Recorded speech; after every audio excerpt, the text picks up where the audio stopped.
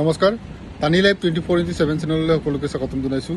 আজি চিলাপথাৰত যোগান মন্ত্ৰী ৰঞ্জিত দাসৰ প্ৰতিমূৰ্তি দা AJYCPৰ অত্যাৱশ্যকীয় সামগ্ৰী মূল্য বৃদ্ধিৰ প্ৰতিবাদত সমগ্ৰ অসম জুৰি ভিন্ন প্ৰান্তৰ লগতে চিলাপথাৰতো AJYCPৰ সমিতিয়ে চিলাপথাৰ গাইপথত যোগান মন্ত্ৰী ৰঞ্জিত দাসৰ প্ৰতিমূৰ্তি দা কৰে। সংগঠনটোৱে বিজেপি হাই হাই, যোগান মন্ত্ৰী মুৰ্দাবাদ, ৰঞ্জিত দাস হাই হাই দবনিয়ে উত্তাল কৰে ৰাজপথ। অন্যথা আগন্তুক 2026 বিধানসভা নিৰ্বাচনত বৰ্জন কৰাৰ হুংকাৰ দিয়ে সংগঠনটোৱে।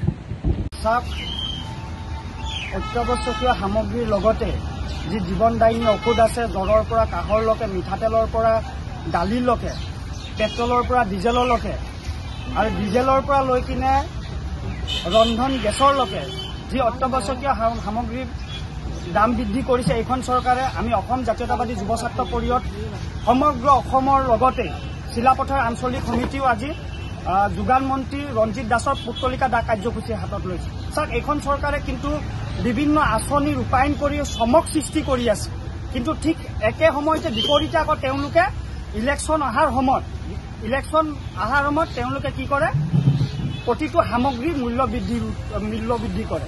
গতিকে আমি আহ্বান জনাইছোঁ এইখন চৰকাৰক, আপোনালোকে এতিয়াই মূল্য বৃদ্ধি ৰোধ কৰক, নহ'লে অনাথা অসমত বিধানসভা ইলেকশ্যন 26ত আহি আছে। কিন্তু অসম জাতীয়তাবাদী যুৱ ছাত্ৰ পৰিষদে অসমৰ ৰাইজৰ প্ৰতিটো ঘৰে ঘৰে গৈ আপোনালোকৰ চৰকাৰৰ বিৰুদ্ধে প্ৰচাৰ চলাবলৈ বাধ্য হ'ব, আৰু প্ৰচাৰ চলাই আপোনালোকক কিন্তু শাসনৰ পৰা গাদীছেদ কৰা হ'ব।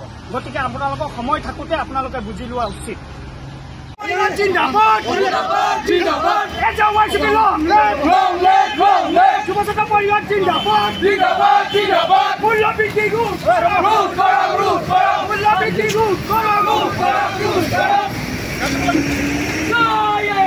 Go!